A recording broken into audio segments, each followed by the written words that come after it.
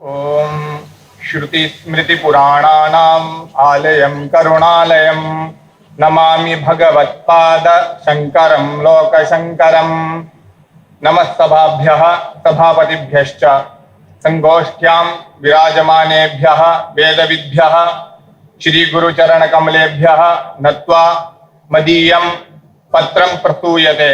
आयुर्वेद में ज्वर चिकित्सा इति विषयमधिकृत्य हिंदी भाषायां किंचित वक्तुकामोऽस्मि।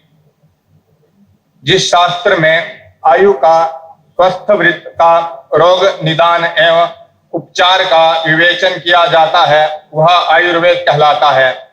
जैसा कि महर्षि चरक ने कहा है कि हिताहितम दुःखम दुःखमायस्तस्य हिताहितम मानं ततच यत्तोक्त्रमायुर्वेदः स उच्यते। अर्थात जिस शास्त्र में हितकर आयु तथा अहितकर आयु, सुखी आयु एवं दुखी आयु का वर्णन हो तथा आयु के लिए हित एवं अहित आहार विहार एवं औषध का वर्णन हो और आयु का मान बतलाया गया हो तथा आयु का वर्णन हो वह आयुर्वेद कहलाता है। आयुर्वेद जीवन का अंग है। जन्म से लेकर मृत्यु तक आयुर्वेद की आवश्यकता होती है। कवि कालिदास ने अपने महाकाव्य कुमार संभवम में कहा है, शरीरमाद्यम खलु धर्म साधनम। यह स्वस्थ शरीर ही धर्म का साधन है और स्वस्थ रहने की पद्धति का उपदेष्टा आयुर्वेद है। आदि और व्याधियों की चिकित्सा आयुर्वेद द्वारा ही संभव है। अतः यह शास्त्र हमारे जीवन का अभिन्न अंग है। चरक के अनुसार आयुर्वेद का लक्षण इस प्रकार है, आयुर्वेद आयुर्वेदः।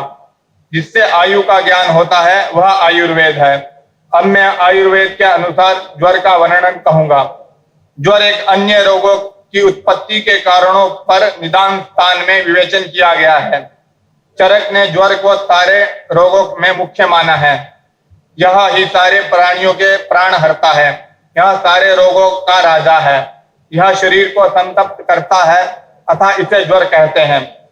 ज्वर के कारण चरक संहिता के अनुसार मनुष्यों को ज्वर 8 कारणों से होता है।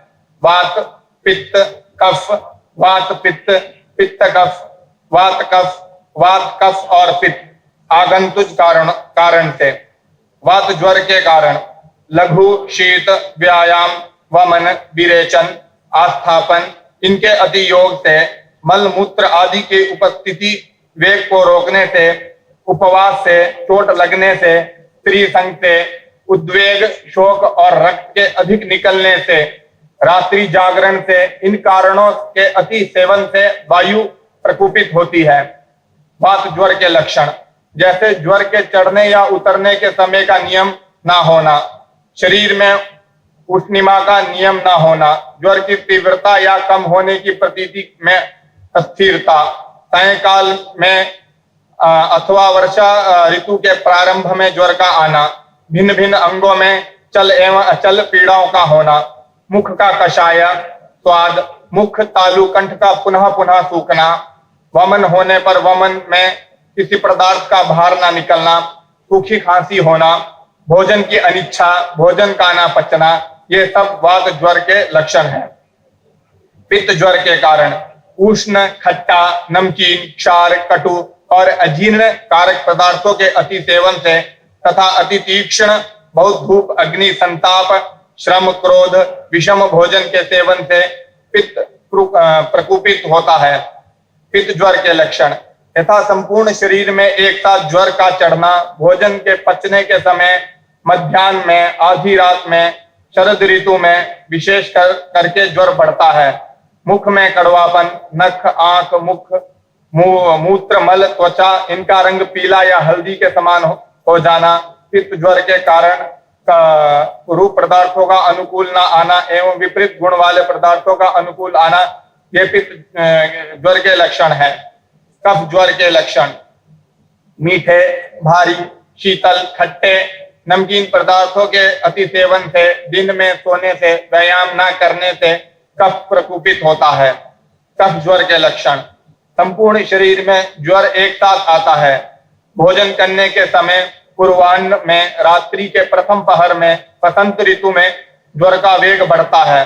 शरीर में भारीपन, भोजन में रुचि न होना, मुख से लार बहना, मुख में मिठास, वमन की इच्छा, बेचैनी, हृदय, अमाशय प्रदेश में कफ का लगा रहना, नींद का अधिक आना, सुस्ती, खांसी, श्वास, जुखाम, ठंड लगना, नख, आंख, मुख, मूत्र, मल और त्वचा में सफेदी, कफ ज्वर के कारण वाले पदार्थों का अनुकूल ना आना और विपरीत गुण वाले पदार्थों का अनुकूल आना होता है।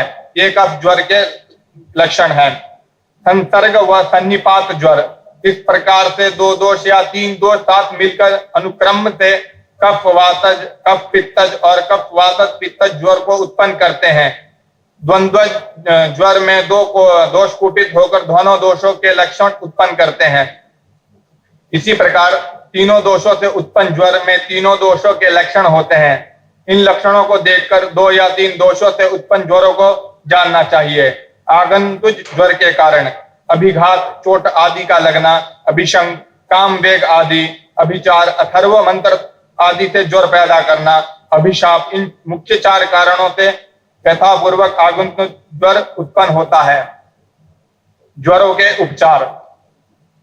ज्वर में वमन का कर्म कहा गया है। आमाशय में रहने वाले दोषों में जब कफ की प्रधानता हो, वह उत्कृष्ट हो और आमाशय में स्थित हो तथा ज्वर को उत्पन्न करने वाला हो तो समझकर वमन करने योग्य रोगियों में वमन द्वारा समय पर कफ को निकाल देना चाहिए। परंतु तरुण ज्वर में वमन का निषेध है।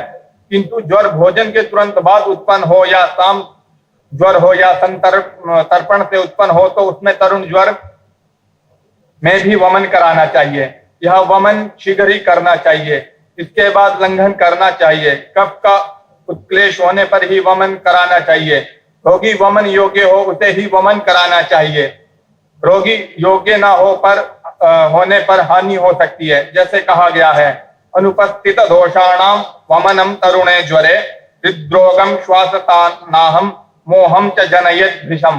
तरुण ज्वर में यदि दोष उत्क्लेश युक्त ना हो और रोगी को वमन करा दिया जाए तो हृदय रोग, श्वास, आवास, मोह आदि उपद्रव अधिक रूप में हो जाते हैं। वमितम लंघितम काले यवागुभिरुपाचरेत् यथा कौषध सिद्धाभिः मंडूपूर्वाभिरादितः। ज्वर में यवागु वमन और लंघन कराने के बाद समय पर अर्थात जब अन्न देने का समय आवे तो दोषानुसार औषधि जल से पकाए हुए पहले मंड यवागु आदि का प्रयोग करना चाहिए। यावज्ज्वर मृदु भावात् षडहंवा विचक्षणः तस्याग्निर्दीप्यते ताभिः समद्भिरिव पावकः। विद्वान वैद्य को यवागु का प्रयोग तब तक करना चाहिए जब तक ज्वर मृदु ना हो जाए अथवा 6 दिन तक यवागु का प्रयोग करना चाहिए। यवागु के प्रयोग से जठराग्नि दीप्त हो जाती है। ज्वर में कषाय देने की अवधि।